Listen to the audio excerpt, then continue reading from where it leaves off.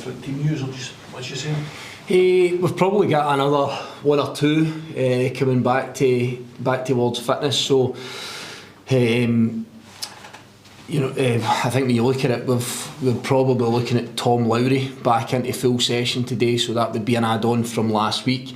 And then apart from that, we're another week down the line with a couple of other guys that had knocks and niggles, with one or two wee things to patch up. So some of the players will be the first session today off the back of Sunday's game, just with a couple of things that we'd faced off the back of it. So I would say maybe marginally healthier again than maybe we were last Sunday, which is always a positive.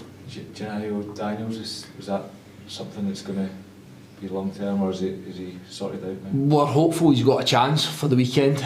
That's not guaranteed, because again he's one of the ones that hasn't trained, but we're hopeful that he might have a chance to be involved, whether that's to start, whether that's to be on the bench or not at all. Probably all three options are on the table at this point. What was the injury for Daniel? He'd been carrying I think I said it after the game, he'd been carrying a little bit of problem with his shoulder, but we've had him checked out, we've had him scanned. There is an injury there, but it might be one that he's able to continue with. So why was Bolton to get 4 strikers? I mean, you brought the big Marcus in, you brought Gennaro in, you had Bruce, you had Marley, just for this kind of thing. It's a long season. Yeah, I think I've said this one before, and just to go back, always my mindset as a manager, I think one of the things that I love was back in the day at Man United when it was the 4 strikers. I've spoken about that several times, and I think if you look at every team that I've built, throughout my managerial career, it's always kind of, the squad's always had 4 strikers in it. Sometimes there can be a wee bit of frustration in that, but from somebody that at times likes to play 2 strikers, sometimes it's not, sometimes it's 1, and you have a kind of versatile striker that can occupy a different role within that. I've always felt that it's important to have that balance at the top end, so that you have options week to week, but also within games as well. See, Ben got a Scotland call up yesterday. I mean, he just keeps getting better and better, don't he? Yeah, that probably caps off what's been I was going to say a good couple of weeks, but what really kind of caps off something that's been excellent since the start of pre-season. Another challenge for him, a different thought process, getting away with the national team, and as I say, I fully envisage that he's somebody that then just laps up that challenge the same he has done everything else.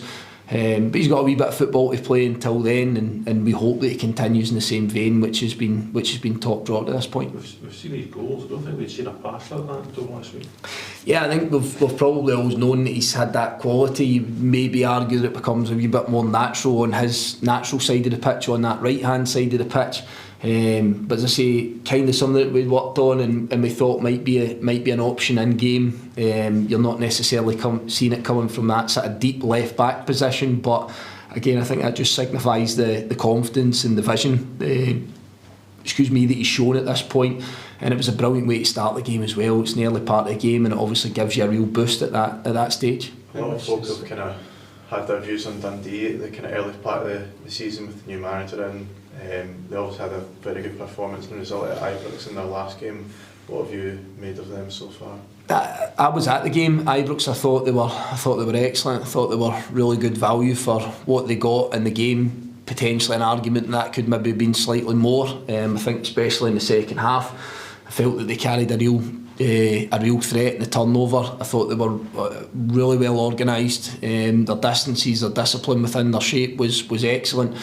And as I say, I felt they carried a threat. I think they're a big side. I think they're very physical, and I just mean in terms of not physical as in overstepping the mark, but just they carry a threat from set plays. I think that was clear to see with the goal they get in that game and a couple of other chances that they had throughout the game.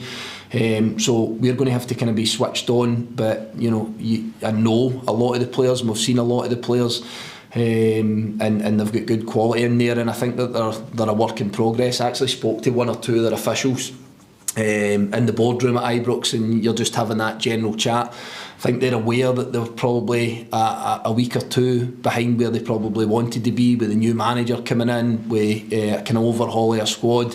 And I think if you compare it to ourselves, we were in a very similar situation, but we probably had an extra couple of weeks and probably managed to get a bit of extra work done just because there was maybe a wee bit more certainty in the situation that was happening here, i.e.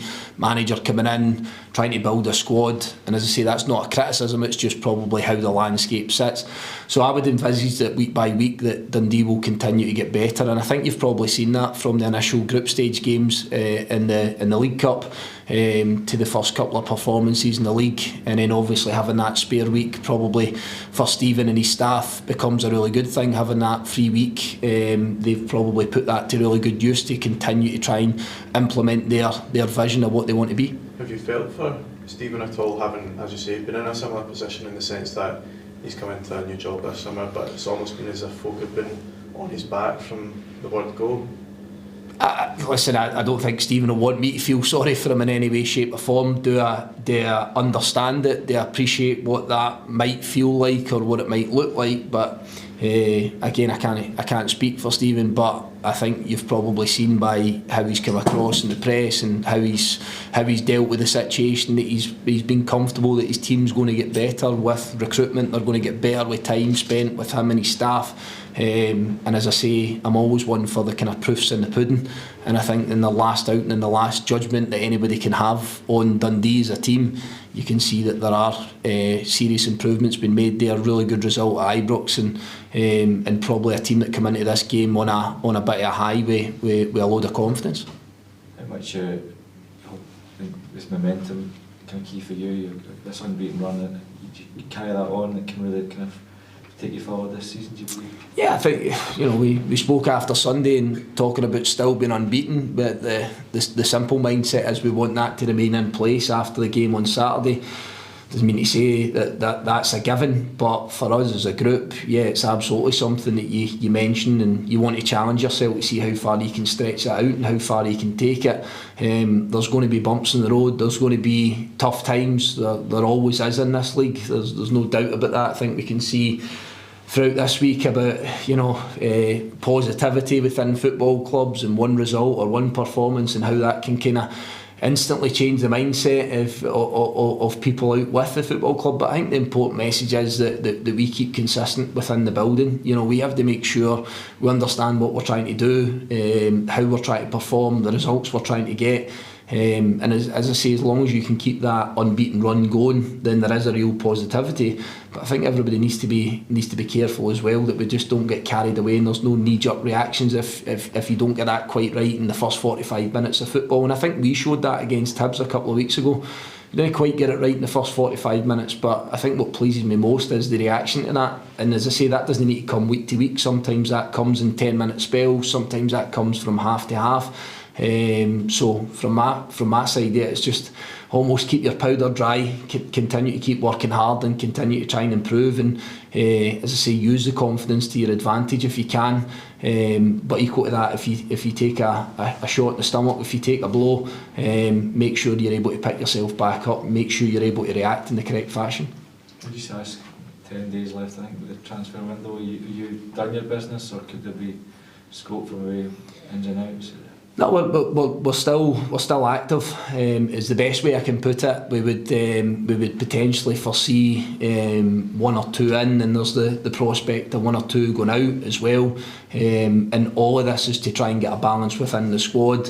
There'll be players sitting there that want to play. There'll be guys that are desperate to make sure that they're selected in their first name on the team sheet every single week. So, as always, as managers, you have to try and balance that off and make sure that you've got a bit of harmony in your group. People understand what their place is, and where you see them. And I think I've been very, very clear with the squad in general. I always try and make sure that I put that in place, that everybody understands what their role is, and how I see them at the football club, what the opportunities will be. Because I think if I try and kid people on and try and sort of spin a story and give them a wee bit of false hope or false dawn, or tell them that they're absolutely going to be the first person in there and first name in the team sheet, and that's not quite the case, I think you're going to encounter problems. So it's safe to say that I understand what I would like to do in the next few days or the next week or so, and as I say, that's always been in line with the messaging and the communication with the players. And